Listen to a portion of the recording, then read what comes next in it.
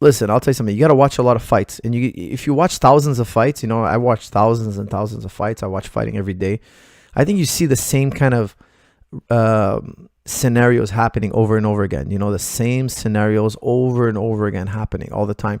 And I think you increase your fight IQ just by observing the patterns and going on in fights. And then you find the guy who out there, he's going out there and he knows the patterns. He knows what this guy's going to do, and he kind of figures them out before he even does it. I think that's what fight IQ does.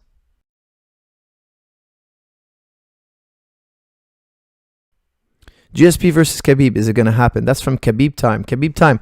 You know, I really hope that fight does happen. I think it'd be phenomenal. I'd love to see a 165 weight class, 165 weight class. I would love to see.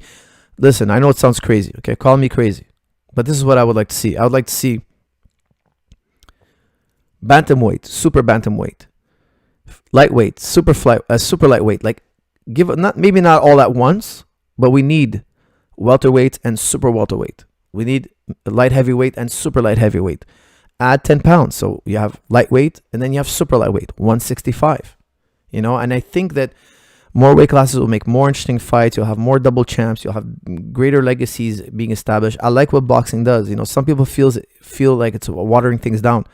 I don't agree. I really don't agree, because then you can have guys you'd have Max Holloway fighting guys in the lightweight division. You'd have guys in the lightweight division fighting guys in the welterweight division. It'd just be such a much more interesting dynamic. You'd have a lot more mixing and matching. Whereas right now, if you look at the lightweight division, the matchups are it's kind of tough to make a matchup now. First of all, guys might get injured. That makes it even more complicated. But put that aside for now. Who does Khabib fight next? Well, he's not going to fight McGregor next, because the fight wasn't. I think a lot of people wouldn't want to see it right away. Okay, I think a lot of us would see it. Well, tune in, but I don't think the casual fan wants to see that again, especially if the result is the same. If the result is the same, the fan's going to be very unhappy. Hey, I paid $100, $80, whatever the price is, and I got the same fight again. They're going to be furious. They're going to start, they're going to be very negative towards the UFC. However, if you put like Tony Ferguson, okay, fans will, it's something we haven't seen before, but who else other than Tony Ferguson? Well, now we might have a cowboy in there. You might have Cowboy fight Khabib. That's interesting, but is it interesting enough? I don't know.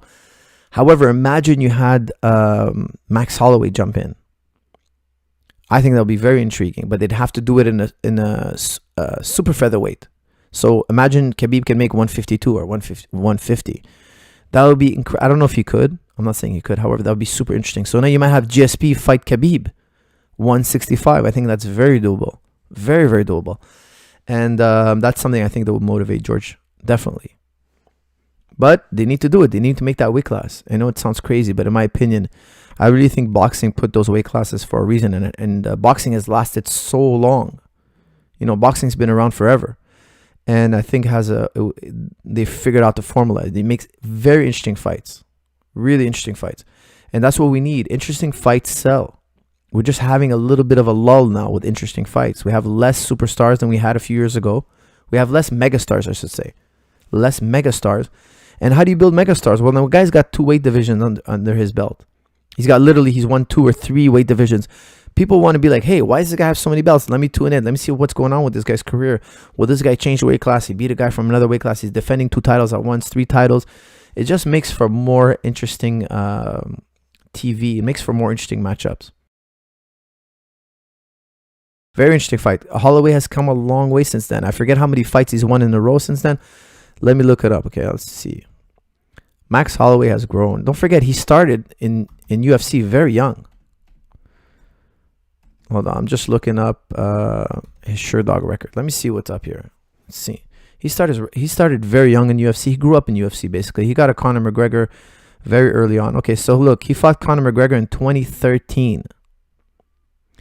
He's won 1, 2, 3, 4, 5, 6, 7, 8, 9, 10, 11, 12, 13 fights in a row since then. Think about that. He's fought 13 fights in a row. He's won 13 fights in a row. Just before losing to Conor McGregor, he lost to Dennis Bermudez.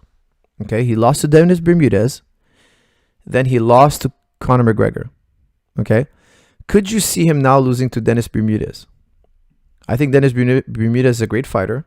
He's just recently retired. Congratulations to him on a brilliant career. Okay.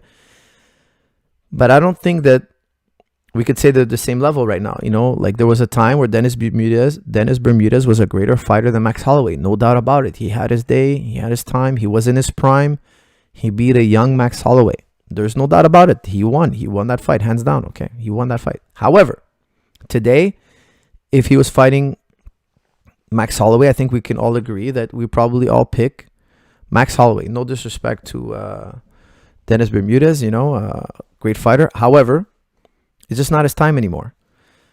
Now, is this the same case with McGregor? Let's see. We'd have to see them fight again. It's just a tough fight to call. Very tough fight to call.